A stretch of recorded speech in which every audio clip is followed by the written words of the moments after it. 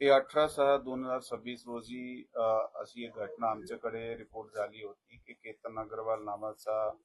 जो एक तरुण 25 वर्षाचा आहे, तो लोहगड किल्ल्यात त्याची फॅन्सी सिया गोयल बरोबर फिरण्यासाठी गेला होता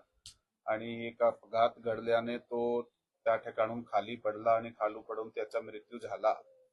असा माहिती प्राप्त झाल्यानंतर पोलीस दल आणि तिथले सिव्हिल सोसायटीचे कॉर्पोरेशनने त्याची जे बॉडी होती त्याला बाहेर काढला आणि त्याच्यात एक ईडीचा जे केस आहे ते दाखल करण्यात आलं होता 36/2026 बीएनएस कलम 194 प्रमाणे लोणावळा ग्रामीण पोलीस स्टेशन मध्ये. त्यात काही त्या घटना घडल्यानंतर जे काही इन्फॉर्मेशन पुढे तपासामध्ये आमच्या समोर आली आणि ते मेहताचे जे नातेवाईकाकडून जे आम्हाला काही गोष्टी समजल्या, तर एक सस्पिशन निर्माण झाला. त्या सस्पिशन च्या आधारे पुढील अधिक तपास गोपनीय माहिती आणि तांत्रिक यंत्रणे आहे त्याचा वापर करून करण्यात आला आणि त्यातून आमच्या समोर निष्पन्न झाला की हा ऍक्च्युली त्या मयत केतन विशाल अग्रवाल यांचा ज्याच्या बरोबर लग्न ठरवला होता आणि काही दिवसाने लग्न होणार होता. सिया गोयल त्याचे बरोबर त्याचा नाता काही दिवसापासून वाईट झाला होता आणि त्याच्यात आपसात काही भांडणासारखे प्रकार सुद्धा झाले होते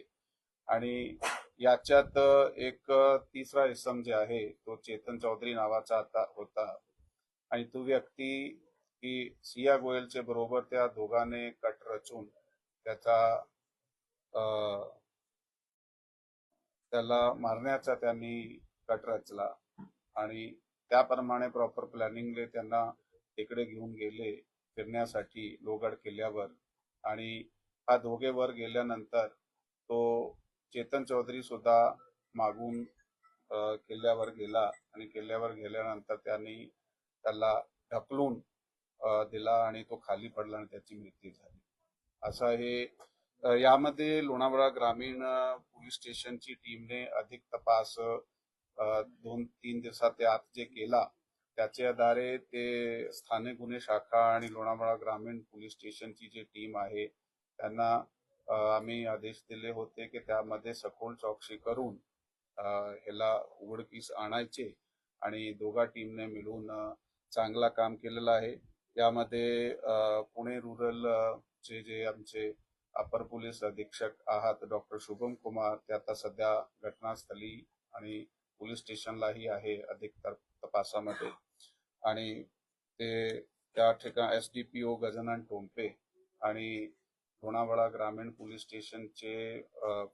पोलीस निरीक्षक तायडे साहेब आणि त्याच्याबरोबर स्थानिक गुन्हे शाखाची आमची जी टीम आहे त्याचे PI-LCB प्रमोद क्षीरसागर,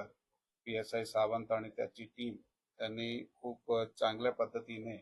या गुन्ह्याचा तपास केला आणि हे गुन्हा उघडकीस समोर आणला. या गुन्ह्यामध्ये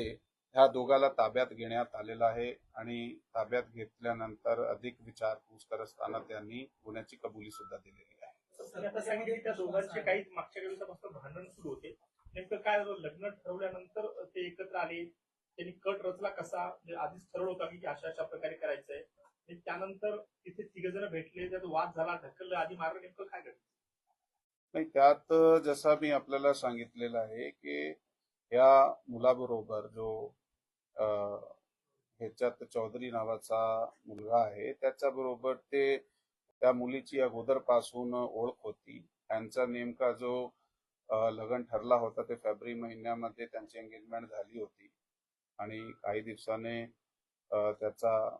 1-2 महिन्याने लग्न सुद्धा ठरलेला होता. तारीख नक्की नव्हती परंतु त्याला ते मान्य